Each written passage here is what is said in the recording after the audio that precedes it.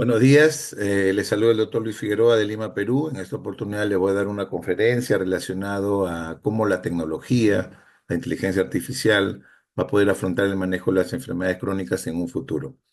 Esta conferencia fue dictada en el Congreso de Ecuador, en Quito, hace poco, y agradezco a la IFCC la oportunidad que me da para poder brindarles esta conferencia grabada. Muchas gracias, IFCC.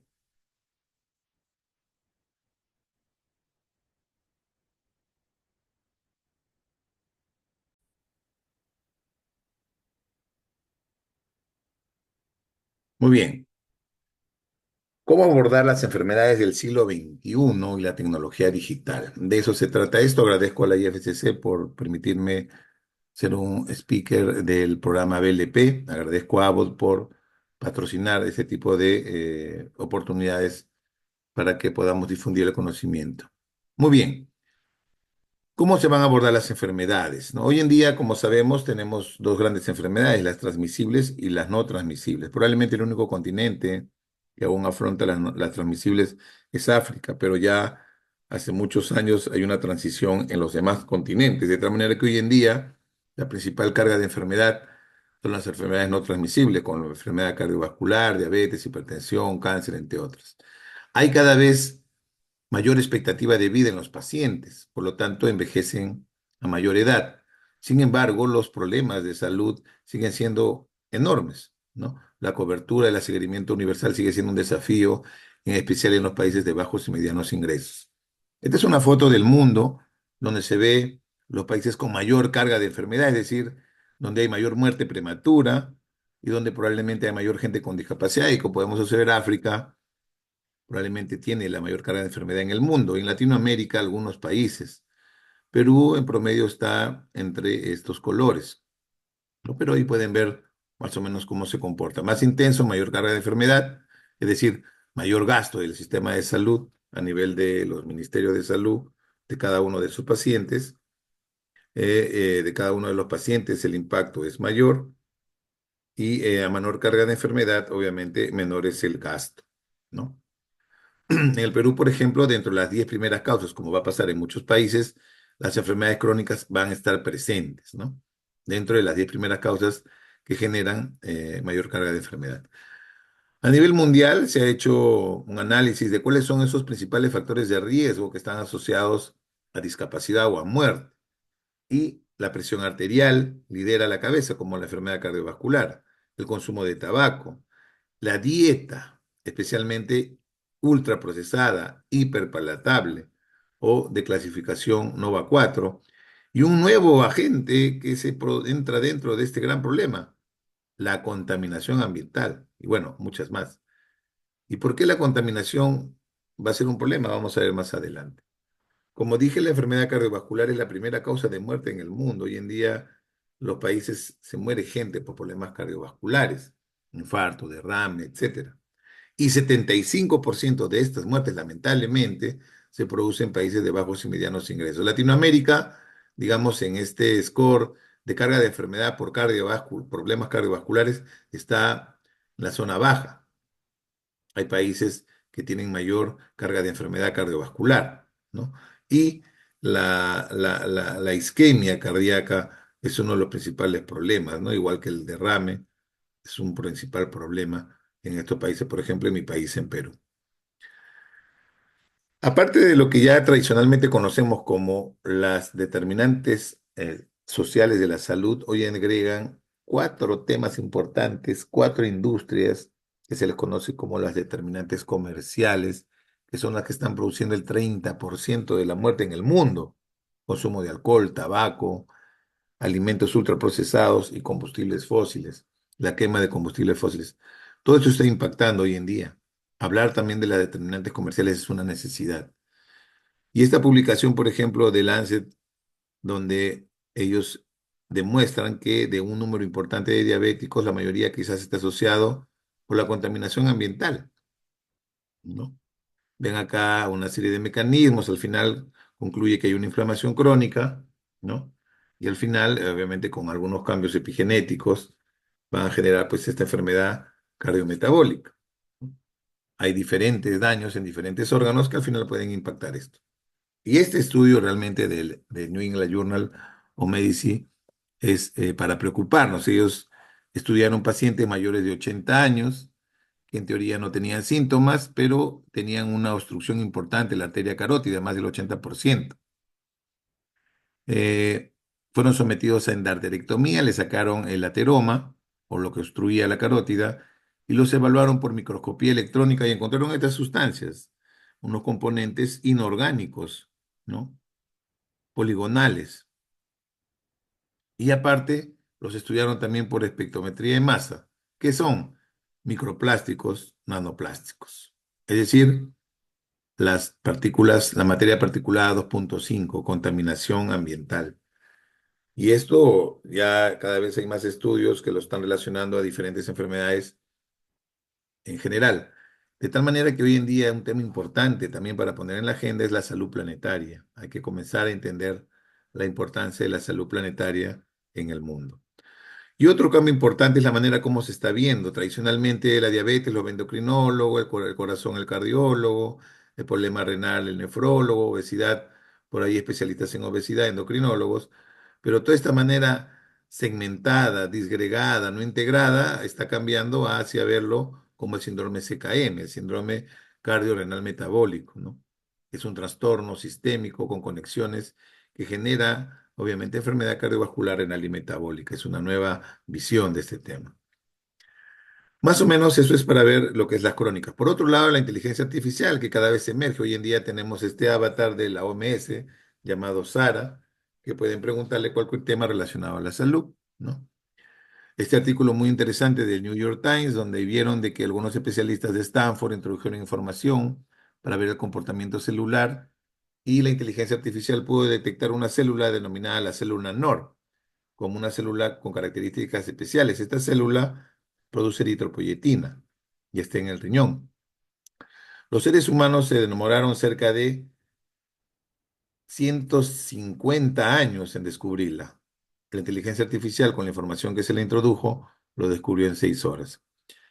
En el mundo se están haciendo muchos ensayos clínicos, especialmente en países como Estados Unidos y Asia, Europa también. Pero la mayoría está, digamos, acá, Estados Unidos con el 31%, ¿no? China con 30%, por ejemplo. Muchos más enfocados al tema de gastroenterología, también en radiología. Pero en esta publicación que hace el doctor Eric Topol, mencionó que estos 88 ensayos clínicos no evaluaban muerte con intervenciones de inteligencia artificial. Sin embargo, un último estudio publicado en Nature Medicine sí evaluó eso en pacientes con fibrilación auricular, donde el grupo en el cual se le hizo una intervención con alertas por inteligencia artificial cuando había cambios de ritmo para tener una asistencia de salud versus el paciente que iba a sus controles, vieron que había un mayor número de pacientes, obviamente, los grupos control que no tenían, que eran los que de manera clásica, un mayor acumulación de mortalidad comparado con el grupo control. Es decir, este es uno de los primeros ensayos clínicos que comienza a demostrar que herramientas de inteligencia artificial pueden reducir la muerte. Eric Topol menciona de que en relación a este tema se da 2 pasos adelante y se retrocede uno, porque aún hay mucho por regular, pero va a continuar. Y ya entendemos que los algoritmos, obviamente computacionales que se están implementando, depurar el modelo, que sea de alta calidad, eliminar obviamente la información que no sea valiosa, es fundamental. Antes se creía que la cuarta revolución industrial probablemente iba a ser la robótica, hoy se conoce claramente que es la inteligencia artificial, ¿no? Hoy en día, cada vez que nosotros ingresamos a la computadora y vemos imágenes donde nos dicen cuáles son luces de tráfico, cuáles son los puentes, cuáles son los taxis, estamos alimentando probablemente un algoritmo para autos autónomos. En laboratorio clínico, la inteligencia artificial tampoco ha sido algo ajeno. Hoy en día se conoce muy bien que va a depender del tipo de datos, ¿no? Si son datos estructurados o no estructurados, las herramientas que se van a utilizar de inteligencia artificial para tratar de llegar a mejorar ese modelo predictivo de repente. Especialmente se ha visto su uso en plataformas metodológicas donde la interpretación toma mucho tiempo. Por ejemplo, para espectrometría de masa con patrones o proteinogramas electroforéticos, ¿no? y eso en el tiempo van a ir mejorando. Igual muchos de los equipos, por ejemplo, que se utilizan por análisis, tienen herramientas ya de inteligencia artificial que les pueden dar una lectura preliminar. Igual las plataformas, por ejemplo, para autoinmunidad, para el tema de anticuerpos antinucleares. Este equipo, por ejemplo, de hematología para hemogramas, mediante herramientas de inteligencia artificial, permite la detección rápida de un hemograma en tiempo corto, por ejemplo, ¿no? OLO works for all conditions and reports a 5-part differential complete blood count, including 19 parameters and advanced abnormalities flags. Sample preparation takes 2 easy steps and 2 drops from either the fingertip or a venous sample. 1 drop is placed directly into the cartridge, and a second is mixed and added. With the sample ready, the cartridge is loaded into the OLO instrument. 10 minutes, results are ready on the touchscreen and can be printed, emailed, or sent to a lab information system. Hoy en día, la Organización Mundial de la Salud también aborda un tema importante que es la salud digital, ¿no? Acá hay un libro bien interesante donde habla pues las estrategias globales. Cada vez están utilizando mayor cantidad de dispositivos que interactúan de esta manera. Inclusive esta publicación ya no habla solamente de la salud digital, sino que va hacia la terapéutica digital, ¿no? Y diferentes aplicaciones. Y esto se pudiera ayudar mucho en un futuro para el manejo de enfermedades crónicas, especialmente para fortalecer la adherencia al tratamiento o el autocuidado en los pacientes. La FDA, por ejemplo, ya ha aprobado muchos productos, tienen inclusive un programa de precertificación de software desde el año 2021, ¿no? La mayoría de estudios que se están haciendo en el mundo con estos dispositivos para terapéutica digital abordan diferentes enfermedades psiquiátricas, cardiovasculares, metabólicas, gastrointestinales, neurológicas. Acá una serie de empresas que producen, vamos a ver, por ejemplo, una relacionada a la Growing hipertensión. global leader in care at home solutions, transforming patient health through personalized, predictive care. Enabled by artificial intelligence, Bioformus's Care at Home platform provides actionable insights to help clinicians deliver the right care to the right patient at the right time.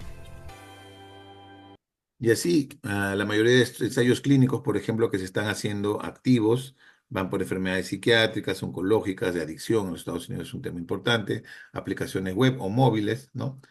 Y en cada enfermedad, por ejemplo, oncológicas, cáncer de mama, cáncer en general, temas psiquiátricos, insomnio, depresión, temas endocrinológicos, diabetes, adicciones, obviamente desórdenes del uso de opioides neurológicos, Alzheimer, demencia, en fin, una serie de dispositivos. Se calcula que para el 2025 seguirá un incremento del 865% en estos dispositivos, ¿no? Y obviamente el uso del teléfono, del smartphone, va a ayudar mucho para este tema, ¿no? ¿Cuántas veces estamos constantemente mirando el celular al día? Y se pudiera aprovechar este tema para utilizarlo, digamos, de mejor forma en beneficio de la salud en general. El avance, obviamente, de la inteligencia artificial hacia una salud ya 4.0 sigue emergiendo. Ese artículo es muy interesante del New England Journal of Medicine, recomiendo su lectura. Ellos ya hablan de las tecnologías de salud digital portátiles, ¿no? Pero ponen en agenda algunos temas muy importantes, como el tema de la propiedad de los datos, la alfabetización y confianza en los pacientes, estándares de interoperabilidad, por ejemplo, integración en los entornos clínicos, empoderamiento del paciente, temas relacionados al reembolso. Esto ha sido publicado en marzo. Hay una brecha importante digital. Y ojo, no solamente una brecha de los pacientes, sino también de los profesionales de la salud. ¿Cuánto conocemos al respecto, no? Falta de, por ejemplo, temas de alfabetización digital. Ellos podrán usar adecuadamente la brecha o la penetración de Internet en las casas, más aún en países de bajos y medianos ingresos. Y bueno, el compromiso de los profesionales para que los pacientes puedan ser bien controlados. Incentivos de innovación, asociaciones y colaboraciones son importantes del Estado, del gobierno u otras instituciones y organizaciones emergentes, ¿no? Que puedan ayudar a que esto sea más escalable y que sea con estándares adecuados. Protocolos HL7, lenguaje LOIN, por ejemplo, para laboratorio, SNUMED, que vaya articulado a todos los registros electrónicos en las historias clínicas y que se pueda acceder de manera virtual al paciente. Hay un tema también importante que hay que entender: estos equipos también tienen que evitar generar falsas alarmas. Imagínense dispositivos de monitoreo continuo de glucosa que den falsos resultados de glucosa o monitoreo de fibrilación auricular para ver el ritmo cardíaco o presión arterial, etcétera. Hay que tener mucho cuidado en ese tema. Hoy en día, por ejemplo, la FDA ya hay códigos CPT aprobados en los Estados Unidos para dispositivos que ven peso, monitores de presión, pulso, glucómetros, etcétera, que ya comienzan a ayudar de manera remota la monitorización en los pacientes. De tal manera que al final los pacientes tienen que saber lo que se está usando, cómo se usa adecuadamente los datos, cómo se van a estandarizar, digamos, para el uso adecuado, ¿no? Esta retroalimentación entre profesionales y pacientes es un tema crucial, y más aún para el manejo de la información en su historia. Este artículo me pareció muy interesante. Ellos en Nature publican cómo sería probablemente esa atención geriátrica. Y vemos pacientes en su casa con diferentes dispositivos, en sus medias, en sus zapatos, monitorizando algunos parámetros del cuerpo, ¿no? En los pacientes, por ejemplo, electrocardiograma, presión arterial, ritmo cardíaco, saturación de oxígeno, temperatura, algunos parámetros de laboratorio como glucosa, creatinina, electrolitos, cortisol, asistentes robot, ¿no? Inclusive está una mascota robot, eh, sensores de peso importante, y todo esto integrado, ¿no? En el paciente. Esta información, obviamente, de repente con el Internet de las cosas conectados, y que va a ir a una nube que va a estar constantemente monitorizado por inteligencia artificial, con asistentes de cámara dentro de las casas, de repente asistentes virtuales o de repente visitas importantes del paciente, del médico cuando vaya, asistentes virtuales de voz, monitoreo de salud, etcétera, etcétera, ¿no?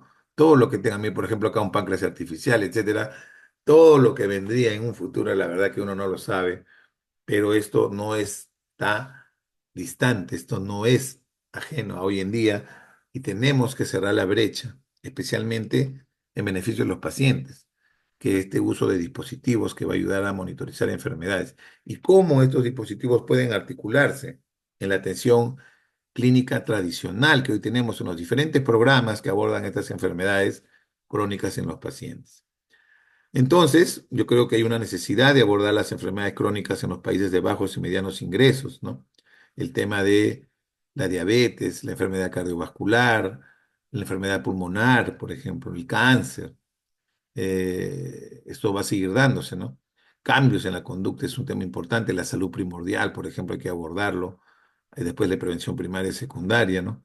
Tener población más saludable, menos consumo de tabaco, alcohol, dieta, actividad física, ¿no? Temas de globalización, envejecimiento de la población, obviamente se prolonga, la expectativa de vida ha incrementado.